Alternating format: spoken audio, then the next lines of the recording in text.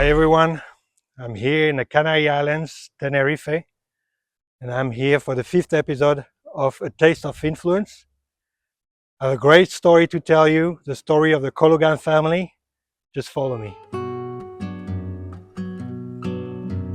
Tenerife, an island shaped in its volcano, Mount Teide, where the past has left its mark and its grandeur is still visible today.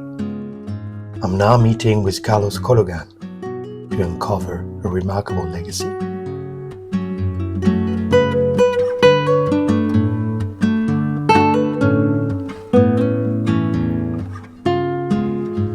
¿Qué tal, Hola, Ludo? Carlos. ¿Cuánto tiempo? 4 años. Qué ¿Cómo bien, estás? Muy bien, muy Bienvenido a bien. Tenerife. Mira, buen tiempo. Como siempre. Genial, Como casi genial. siempre. Bueno, gracias por la invitación. Gracias a ti por venir. A ver, ¿qué me cuentas? Pues nada, que estamos en... Creo que ya alguna vez conociste algo de esta tierra, pero vamos, estamos en el Guincho, una zona de plátano, una finca platanera, que te vamos a enseñar un poco para que veas bueno, pues cómo surgió todo esto en Tenerife. Porque, claro, esto no ha existido siempre, esto empezó en algún momento, ¿no? ¿Y es de tu familia? Sí, de una familia muy grande que compartimos, bueno, la suerte de tener un sitio como este donde poder hacer los veranos. Vale, pues Con te lo cual, sigo. Vamos a... Entonces, Dentro de esta finca siempre con los años la parte agrícola se sostiene perfectamente, pero determinadas ramas de la familia pues van haciendo pequeñas unidades de negocio que suelen ser turísticas. Esto, por ejemplo, es un hotel en sí mismo, son 3 habitaciones, se llama Malpaís 13, es una preciosidad. La finca como tal, esto es de los años 20, esto es en tiempos de nuestro bisabuelo. Esto antiguamente, y allí se aprecia muy bien, era una zona volcánica. sí se ve la lava. En Canarias se denomina estas superficies horizontales costeras como fajanas, que son lavas volcánicas que corrieron por esa orografía tan vertical y se fueron desparramando, ¿no? Entonces, eso es el material volcánico de la época que fuera. Entonces, todo esto que se ve en este paisaje recuerda esa palabra, esto es una fajana, como la que ha surgido en La Palma recientemente. Antiguamente, esta zona baja, habían viñedos, de hecho, en esta zona hay cartas que documentan una de las antiguas propietarias que tenía aquí un lagar, un almacén, y los vinos salían por el puerto de San Marcos porque los compraban los comerciantes irlandeses y escoceses del puerto de la Cruz. Entonces, aquel embarcadero que se ve allá al fondo, San Marcos, los barcos salían por el norte y iban al puerto de la Cruz. ¿Y el vino se producía? Exactamente. Ahí arriba, aquel pueblo de arriba es Icod de los Vinos, y toda esa zona era una zona de producción, la parte alta de la finca también lo era, de vinos Malvasía, que ya en el siglo XVI y XVII salían por Garachico.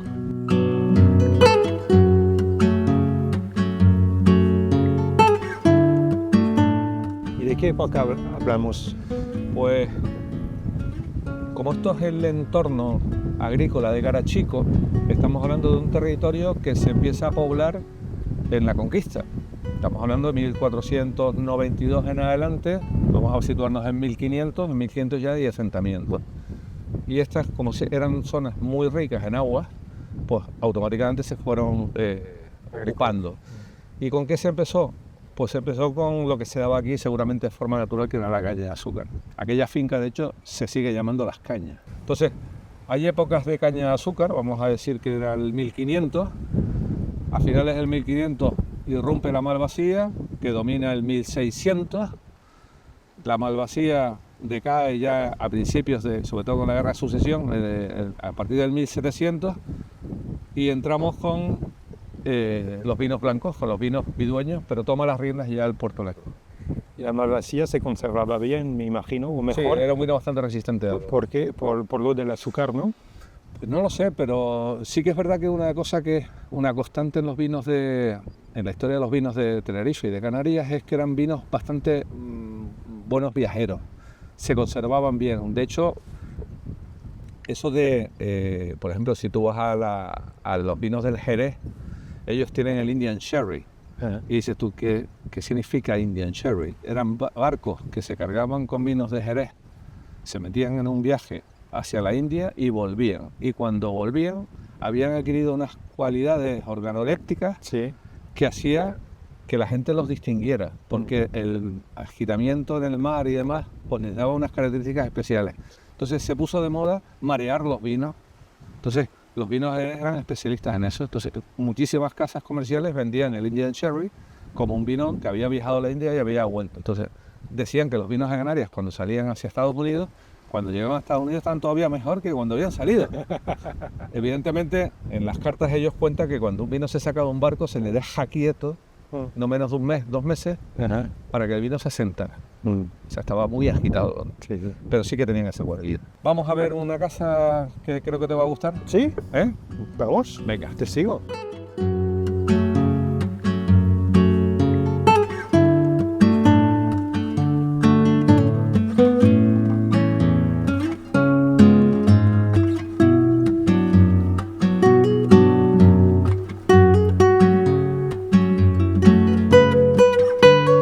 Nosotros los veranos acabamos, me invita mi primo Carlos, nos quedamos aquí o nos quedamos arriba y aquí nos echamos una sobremesa, el vino, los puros y por la noche la estrella.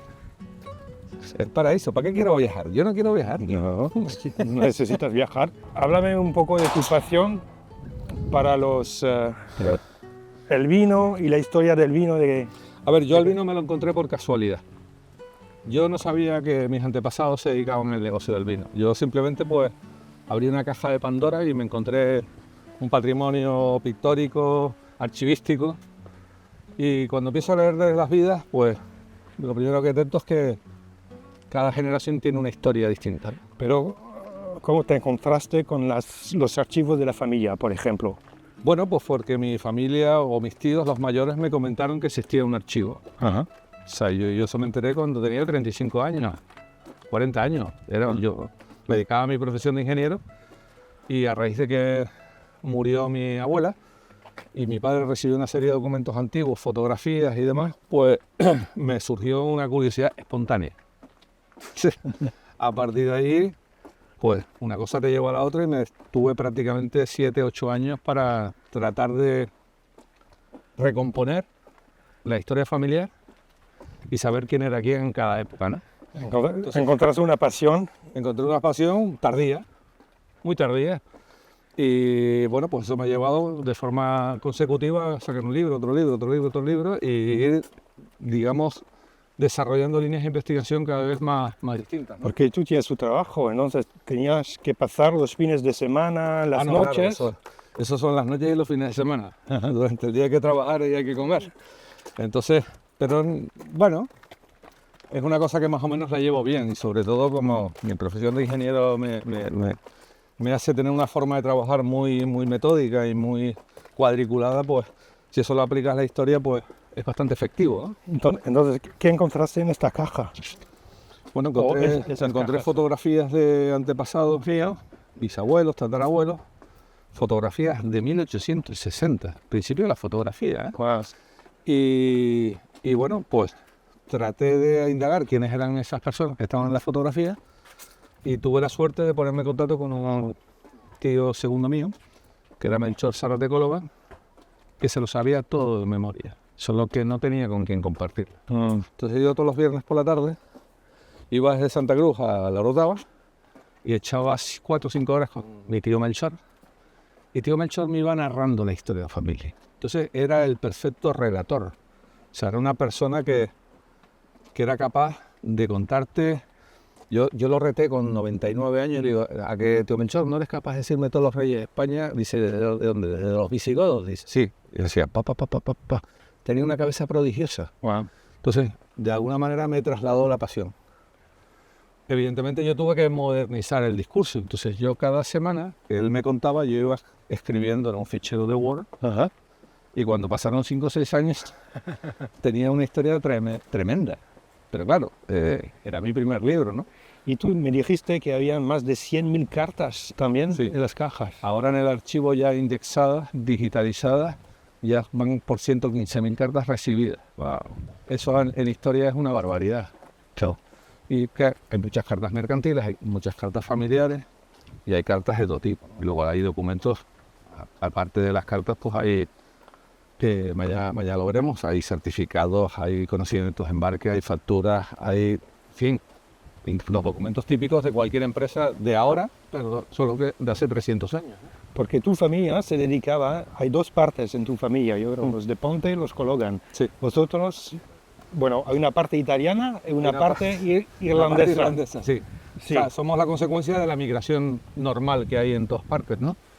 Entonces, la migración genovesa, que no era tal, eran los emigrantes no, eran los financieros genoveses establecidos en Sevilla que aportaron financiación a la conquista de las Islas Canarias.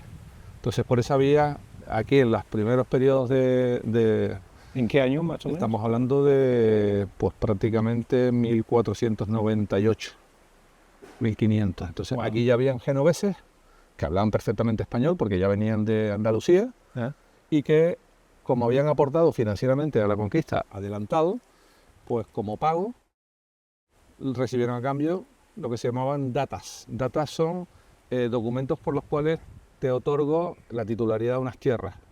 Tierras con agua. ¿Vale? El agua se adjudicaba de una forma separada, ¿de acuerdo?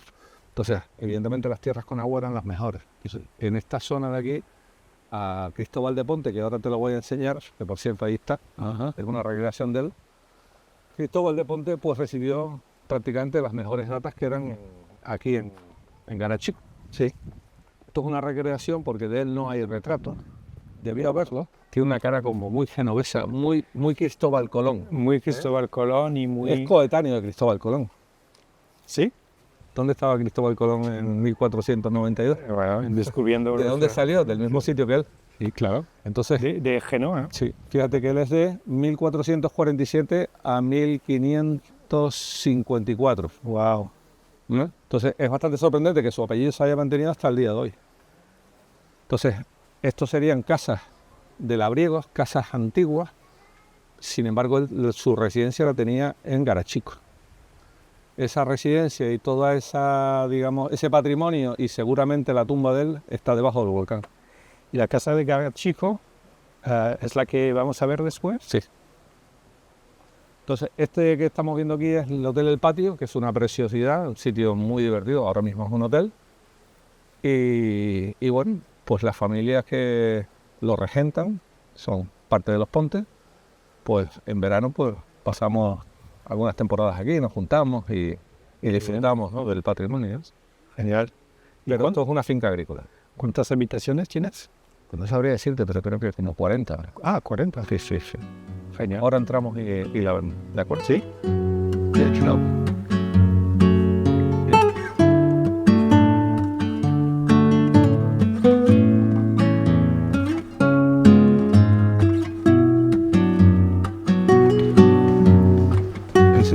Esta casa ya no está habitada en el sentido familiar, pero sí más o menos se ha mantenido el mobiliario. Esta es la casa de los Pontes aquí en la finca de Malpaís. Y esto que te quería enseñar es el árbol genealógico que fue hecho por Melchor de Zárate Colón, que era militar de aviación, que fue la persona que a mí me enseñó o me metió en el mundo de la historia, ¿no? Y él tenía una virtud, que era un genealogista maravilloso y era capaz de rescatar de todos los documentos estos trabajos de una vida. Esto no se hace una tarde o un fin de semana. Entonces, él fue capaz, a partir de Cristóbal de Ponte, no solamente Cristóbal de Ponte, es que pudo retroceder incluso en Italia, ¿no? Y llega Hasta el siglo... llega hasta mis abuelos. Yo estaría pues 2 líneas más abajo. Entonces, este trabajo, para quien va a abordar un trabajo de investigación, como veremos en los próximos días en los archivos históricos, es un trabajo que es previo al trabajo de investigación. Porque si eres capaz de leer esto, que es bastante difícil de leer, verás que los nombres se repiten de forma constante, tanto en el mismo tiempo como en diferentes generaciones. Y muchas veces ¿Tienen todos el mismo nombre? Sí, Nicoloso se repite mucho, Cristóbal se repite hasta la saciedad, tanto en tiempo actual como en el pasado. Entonces, y luego sobre todo se encadenaban muchos apellidos, lo cual dificultaba mucho. Entonces ponen el nombre, apellido y y lo que hacía. Sí, claro. Verás, sobre todo en esta familia lo que va a haber mucho militar. Y es la parte italiana de tu Esta familia. es la parte italiana de la familia de mi padre. De tu padre. De mi padre. Mañana te llevaré a la otra parte de mi padre, que si bien esta es genovesa, italiana, te enseñaré la rama irlandesa. Y cada una tiene su propia historia. Pero eso pasa aquí en Canarias, porque todos en el fondo somos todos emigrantes. Luego la parte de mi madre es castellana. Estos son Benítez de Lugo. ¿Quiénes son los Benítez de Lugo? Pues vienen también de la conquista, son militares de la conquista. Soriano Benítez de Lugo. Entonces, si tú vienes aquí a cualquier canario y le preguntas dónde son sus bisabuelos, lo normal es que no sean de aquí. Entonces, somos una tierra de acogida de migrantes. Pero igual que estos vinieron para acá, pues porque financiaron la conquista, pues los irlandeses vinieron pues porque las cosas en Irlanda no andaban bien. Bueno, vamos a pasar al salón. Este es el salón como el que mañana... Este es el salón al que no entrábamos los pequeños. Los niños no entraban aquí. Cuando los mayores se reunían, los niños sobraban. De cosas de adultos. Cosas de adultos, los niños no teníamos nada que opinar. Digo esto con broma porque en todas estas familias, hace 2 generaciones, estaba muy separado quiénes estaban, donde estaban los mayores y donde podían estar los niños, ¿no? Entonces había una disciplina. Entonces yo solo he entrado aquí a raíz de que esta casa ya dejó de ser una casa habitada, ¿no? Entonces, esa señora que está ahí,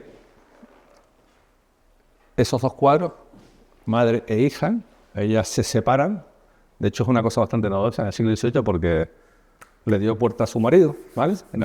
Pero una señora con mucho poderío en todos los sentidos.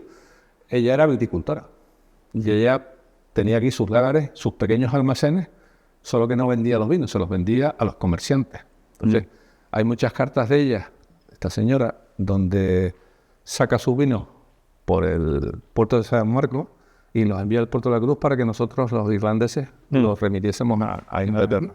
La otra parte de la familia. Exactamente. Entonces, aunque al final todas están conectadas en diferentes generaciones. Entonces, lo que te quiero decir con ello es que todas estas fincas, amén de que tuviesen fruta variada de todos los tipos, todas tenían viñedos. O sea, si retrocedes al siglo XVIII, todas tenían viñedos. En el XIX también.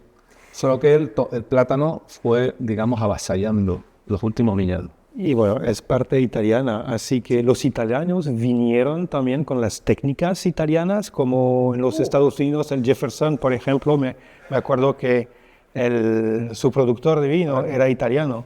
¿Tú lo sabes? Canarias era importadora, recibía una inmigración y los inmigrantes que venían, y si eran familias acaudaladas, ¿verdad?, se traían todos los útiles y todo lo que necesitaban para convertir la vida en Canarias en una vida confortable. Es decir, si tenían que pintar un óleo, se traían los lienzos, se traían carpinteros y se iba importando todos los conocimientos que se tenían en la península o en Europa. Entonces, por ejemplo, aquí hay muchas tallas en iglesias y casi todas vienen de Génova. Entonces, los barcos que hacían la ruta de Génova pasaban por Málaga, pasaban por Sevilla y después bajaban a Canarias. Entonces, de Italia nos suministramos muchísimas cosas, sobre todo en el ámbito religioso. ¿De acuerdo? Evidentemente, con ellos debieron llegar agricultores o personas que les adiestraron en el cultivo de la vid, porque seguramente los italianos ya en el siglo XV manejaban las viñas mucho mejor que un canario. Los canarios éramos como tierra de conquista donde había que ir, digamos, plasmando técnicas de Europa, ¿no? Entonces, siempre se ha dicho que Europa exportó una civilización, pero si no lo hubiese hecho con vino, esa civilización no hubiese sido la misma. Claro. Entonces, el vino es parte de la cultura europea y aquí se asimiló y se adaptó a la forma de ser. La influencia de Italia sobre la gastronomía francesa, en la manera de hacer vinos y tal, es muy importante. Sí, luego van desapareciendo, pero en tiempos de la conquista los italianos, sobre todo aquí en el norte de Tenerife, es muy significativa, ¿no? Italianos, portugueses y españoles. Pero portugueses y españoles prácticamente a la par. O sea, aquí hay muchos nombres que se portugueses. Sí. Y sobre todo porque era una zona donde podías pasar y quedarte o podías pasar y seguir hacia América.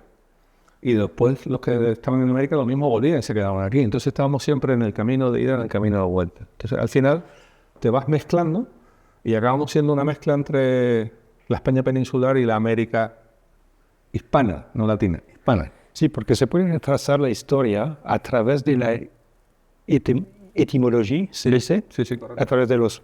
Por ejemplo, la ciudad de Bayona, por ejemplo, se dice que fue fundada por los vikings, por ejemplo. Y no queda mucho de los vikings porque construían todo de madera, Sí.